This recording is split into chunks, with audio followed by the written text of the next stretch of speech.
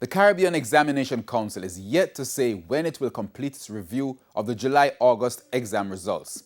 In addition to the requests for reviews, CXC says it has been reviewing cases relating to single-grade changes as well as science, technology, engineering and mathematics subjects. Kelisha Williams has the story. Students across the Caribbean have been waiting with bated breath for the Caribbean Examination Council's review of their exam grades. It came after widespread dissatisfaction across the Caribbean with the July-August 2020 exam results. The Barbados-headquartered Caribbean Examination Council has since appointed an independent review team to look into those queries. And on Friday, the Caribbean Examination Council announced it was having a press conference to give an update, but postponed it at the last minute until today.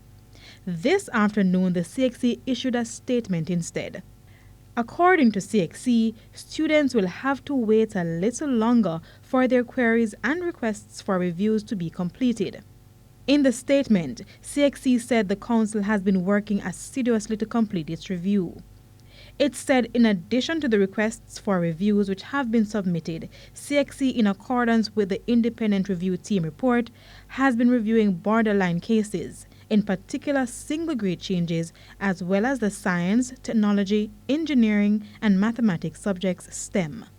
The council said that approach should help speed up the process. However, CXC acknowledged that students have been waiting for over 2 months now to have their concerns addressed.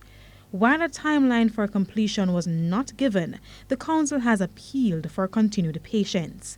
They also promised to give an update in a media briefing next week. Kelisha Williams, TVJ News.